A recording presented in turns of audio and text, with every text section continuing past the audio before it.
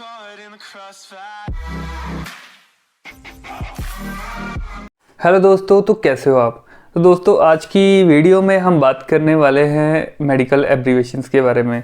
तो काफ़ी सारी मेडिकल एब्रीवेशन जो कि नॉर्मल जैसे शॉर्ट फॉर्म्स जो यूज़ करी जाती है हॉस्पिटल में, चाहे इंटरव्यू के दौरान, चाहे आपके उसमें भी आती है जब आप टेस्ट देते हो, है ना। तो काफ़ी जगह पे यूज़ करी जाती है। तो आज हम इसी के बारे में बात करने वाले हैं कि क्या कौन कौन सी ऐसी मेडिकल एब्रीवेशन नॉर्मल यूज़ करी जाने वाली जो कि हमें पता होना चाहिए। तो दोस्तों, वीडियो शुरू करने से पहले अगर आप मेरे चैनल पे फर्स्ट टाइम विजिट कर रहे हो तो चैनल को सब्सक्राइब जरूर कर देना, क्योंकि इस चैनल पे मैं बहुत सारी नर्सिंग के रिलेटेड वीडियो लेके आता हूँ, तो मे बी आपके लिए काफ़ी हेल्पफुल हो। वीडियो को शुरू से एंड तक पूरी जरूर देखना, क्योंकि बहुत सारी ऐसी एब्रीवेशन है जो कि नॉर्मल हॉस्पिटल में यूज़ करी जाती है। तो दोस्तों, एब्रीवेशन के साथ साथ हम डिजीज़ कंडीशंस की भी बात कर लेंगे। तो बहुत ही अच्छी है वीडियो, शुरू से एंड तक पूरी जरूर देखना। अगर आप फ्रेशर हो तो आपके बहुत काम आएगी। पहली एब्रीवेशन है वो है हमारे पास AKI, जिसको हम एक्यूट किडनी इंजरी बोलते हैं। तो जब भी कोई पेशेंट आता है आपके पास AKI के साथ, तो AKI में सबसे जो फर्स्ट प्रायोरिटी होती है वो होती है डायलिसिस को। तो बहुत सारे दोस्तों को ये मिसकंसेप्शन होती है कि कुछ CKD पेशेंट होते हैं जो जिसको हम क्रॉनिक किडनी डिजीज़ बोलते हैं, जो लंबे टाइम से हैं। तो उनके लिए जो डायलिसिस है वो सबसे बेस्ट है, लेकिन जो फर्स्ट चॉइस होती है डायलिसिस की वो होती है AKI के लिए, क्योंकि एक्यूट किडनी इंजरी वाले पेशेंट के एकदम से बढ़ जाता है क्रिएट, तो उस टाइम पे हम डायलिसिस करते हैं। लेकिन जो क्रॉनिक वाला पेशेंट होता है उनके लिए जो फर्स्ट प्रायोरिटी ट्रांसप्लांटेशन की होती है, वो अलग चीज़ है कि हम ट्रांसप्लांट नहीं करवाते तो उसके बाद हमें फिर डायलिसिस पे आना पड़ता है, लेकिन जो फर्स्ट प्रायोरिटी ट्रांसप्लांट की होती है। तो दोस्तों, दूसरा है CABG, जिसको हम बोलते हैं कोरोनरी आर्टरी बाईपास ग्राफ्टिंग। तो इसमें क्या करते हैं, जो जब भी पेशेंट को TVD निकलता है, ट्रिपल वेसल डिजीज़, तो उस टाइम पे क्या करते हैं कि उस आर्टरी की जगह पे एक नई वेसल लेके वहाँ पे ग्राफ्ट कर देते हैं, जिसको हम बोलते हैं कोरोनरी आर्टरी बाईपास ग्राफ्टिंग। मतलब वो जो आर्टरी ब्लॉकेज है उसके ऊपर से हम बाईपास करके ब्लड सीधा उसके अंदर ना जाके ऊपर से जाके ब्लड सीधा हार्ट के अंदर चला जाता है। तो नेक्स्ट है CKD का अभी मैंने बता दिया, क्रॉनिक किडनी डिजीज़। तो उसके बाद है MI, मायोकार्डियल इन्फेक्शन, जिसको हम बोलते हैं हार्ट अटैक।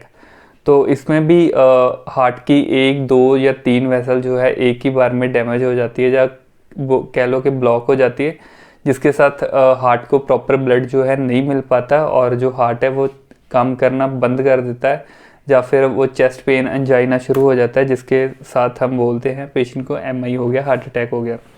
तो इसका अगर जल्दी जल्दी आप कुछ नहीं करोगे, हॉस्पिटल में नहीं लेके जाओगे, इसका पेशेंट को प्रॉपर ट्रीटमेंट नहीं मिलेगा, तो हो सकता है पेशेंट का राम नाम सत्य भी हो जाए। उसके बाद आता है CLD, जिसको हम बोलते हैं क्रॉनिक लीवर डिजीज़। तो इसमें क्या होता है, जो लीवर है हमारा वो पूरा ख़राब हो जाता है, चाहे वो दारू पीने की वजह से हो गया हो, चाहे बिना दारू पी के हेपेटाइटिस हो गया उसकी वजह से भी हो सकता है। तो बहुत सारी कंडीशन है जिसमें लीवर जो है हमारा ख़राब हो जाता है, जिसको हम बोलते हैं CLD। उसके बाद आता है हमारा PPI जो है वो है परमानेंट पेसमेकर इम्प्लांटेशन। तो इसमें क्या होता है कि कोई पेशेंट हार्ट फेलियर के साथ हो, या फिर जिसके इरेगुलर हार्ट रिदम हो, जिनको भी हार्ट की कंडीशन है, वो डॉक्टर देखता है कि इसको PPI डलना है या नहीं डलना है। तो PPI का जो फुल फॉर्म है वो परमानेंट पेसमेकर होता है। तो एक इसके साथ TPI भी आता है। TPI का मतलब टेम्परेरी पेसमेकर इम्प्लांटेशन, और PPI होता है परमानेंट पेसमेकर इम्प्लांटेशन। जो TPI है टेम्परेरी वाला, वो क्या करते हैं, एक बाहरी मतलब छोटा सा पेसमेकर टाइप का होता है, वो लटका देते हैं और एक वायर सीधा यहाँ से फेमोरल से लेते हैं।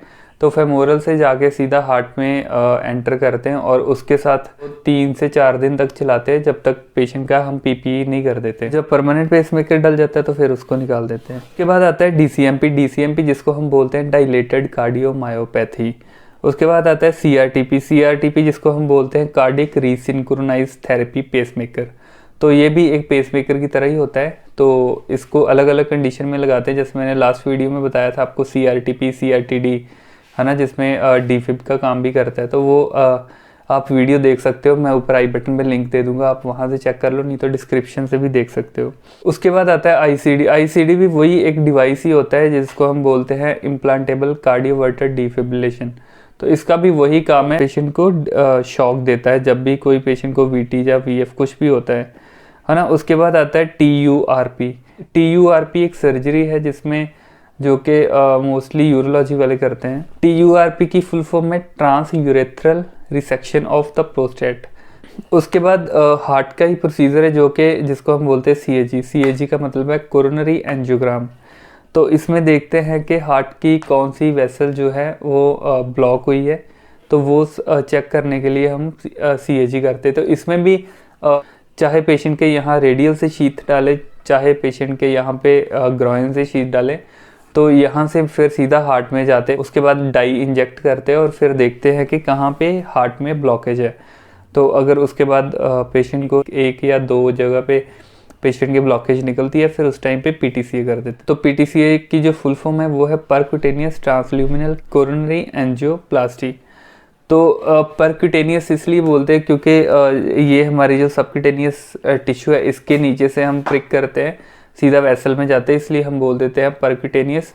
तो ट्रांसल्यूमिनल कैथेटर एक अंदर हम इंसर्ट करते हैं जो कि सीधा हार्ट के आर्टरीज है उसके अंदर जाता है। तो एंजियोप्लास्टी हम इसलिए बोलते हैं क्योंकि वहाँ पे इसमें एक स्टंट जो कि हम लगा देते हैं। ग्राफी का मतलब होता है कि किसी चीज़ को विजुअलाइज करना, CAG जिसको मैंने आपको बताया ना, कोरोनरी एंजियोग्राफी। तो ग्राफी का या एंजियोग्राम का मतलब है कि उसको हम विजुअलाइज करते हैं ना, उसमें हम देखते हैं कि ब्लॉकेज कहाँ पे है। ब्लॉकेज कंफर्म होती है तो हम स्टंट डालते हैं जिसको हम PTCA बोलते हैं। ठीक है, तो उसके बाद जो नेक्स्ट है हमारा है LRTI। LRTI का मतलब है लोअर रेस्पिरेटरी ट्रैक्ट इन्फेक्शन। ये भी एक लंग्स की कंडीशन है। तो इसमें भी वही पेशेंट को सांस लेने में दिक्कत होती है, शॉर्टनेस ऑफ ब्रेथ होती है ना। तो ये सारे सिम्टम उसमें भी आते हैं। उसके बाद आता है CVA जिसको हम बोलते हैं सेरिब्रोवैस्कुलर एक्सीडेंट। अगर कोई पेशेंट आपके पास CVA वाला आता है तो आपको ये चीज़ जरूर देखनी कि CVA किस साइड का है, मतलब लेफ्ट साइड का हेमिप्लेजिया या राइट साइड का है। तो किस साइड की वीकनेस है वो हमने देखना है। तो इसमें एक चीज़ होती है, अगर CVA आपको किसी भी पेशेंट को अगर CVA होता है, अगर उसको उसके ब्रेन का मतलब राइट साइड का CVA हुआ है तो उसकी जो बॉडी पैरालाइज होगी वो होगी लेफ्ट साइड वाली। अगर पेशेंट के ब्रेन में लेफ्ट साइड पे CVA है तो पेशेंट की जो बॉडी है वो राइट साइड की हेमिप्लेजिया होगा, मतलब राइट साइड की वीकनेस होगी। तो ये सीन इसमें होता है। और दूसरा है CHF जो है वो भी हार्ट की कंडीशन है जिसको हम बोलते हैं कंजेस्टिव हार्ट फेलियर। तो इसमें मैंने हार्ट की काफ़ी सारी आपको बताई है फुल फॉर्म, तो आप जरूर याद रखना। और उसके बाद है AFI जिसको हम बोलते हैं एक्यूट फिब्राइल इलनेस। तो जब भी कोई पेशेंट आता है जिसको फीवर होता है ना, फीवर करके आता है, लेकिन उसके मतलब काफ़ी सारे हम टेस्ट भिजवा रहे हैं, हमें कंफर्म नहीं होता कि किस चीज़ की वजह से हो रहा है, चाहे वो मलेरिया है, चाहे वो डेंगू हुआ है ना, चाहे वो किसी भी और इन्फेक्शन की वजह से हो, कुछ भी हो। तो उससे पहले हम फिर पेशेंट का जो डायग्नोस डॉक्टर जो लिख देते हैं वो एक्यूट फिब्राइल इलनेस लिख देते हैं। तो AFI का भी आपको पता होना चाहिए। ठीक है, उसके बाद VT जो कि काफ़ी पूछा जाता है जब भी आप इंटरव्यू देने जाओ, जैसे कि मैं भी इंटरव्यू देने गया था, मुझे भी पूछा गया था। तो VT के ऊपर बहुत सारे क्वेश्चन हैं, उसके भी मैंने डिटेल में बात कर रखी है। VT को हम बोलते हैं वेंटिकुलर टैकीकार्डिया। एक हम पढ़ते हैं SVT जिसको सुप्रा वेंटिकुलर टैकीकार्डिया बोलते हैं। तो दोस्तों ये तो थी कुछ फुल फॉर्म, और इसके साथ अगर साइन की बात करें तो एक ऐसे हैश का जो साइन होता है वो भी हम यूज़ करते हैं जब किसी पेशेंट को फ्रैक्चर हुआ होता है। जैसे मान लो राइट साइड का हिप फ्रैक्चर हुई है, ऐसे फ्रैक्चर का निशान बना के राइट हिप लिख देते हैं, उससे पता चल जाता है कि राइट हिप का फ्रैक्चर हुआ है। तो ये हैश का निशान अगर आपको कहीं दिखे तो इसका मतलब फ्रैक्चर का होता है। और एक आप इंसुलिन देते हो, उस टाइम पे हम यूनिट लिखते हैं ना कि पेशेंट को हमने 10 यूनिट दिए हैं, तो उसके लिए भी हम कई बार यूनिट को भी हम ऐसे सर्कल करके उसके अंदर एक छोटा सा डॉट बना देते हैं, जिसको हम कंसिडर करते हैं कि यूनिट्स, इतने यूनिट पेशेंट को दिया है इंसुलिन। वैसे तो ये रॉन्ग प्रैक्टिस है, लेकिन मोस्टली स्टूडेंट यूज़ करते हैं क्योंकि इतना टाइम नहीं होता उनके पास कि इतना सब कुछ लिख सके। तो सीधा डायरेक्टली सर्कल बनाओ और लगा दो बस 10 यूनिट। तो दोस्तों ये थी आज की वीडियो जिसमें कुछ एब्रीवेशन जो कि हम यूज़ करते हैं उनके बारे में हमने बात की है। तो नेक्स्ट संडे को लेके आऊँगा मैं एक और वीडियो जिसमें काफ़ी सारे क्वेश्चन नए नए मैं आपके साथ शेयर करूँगा। तो संडे को 9-10 बजे में भी वीडियो वो मैं डालूँगा सुबह, तो ज़रूर देखना वो वीडियो। और अगर चैनल पे नए हो तो चैनल को सब्सक्राइब कर देना, वीडियो अच्छी लगे तो वीडियो को लाइक करना मत भूलना। तो दोस्तों मिलते हैं हम नेक्स्ट वीडियो में, तब तक के लिए बाय बाय।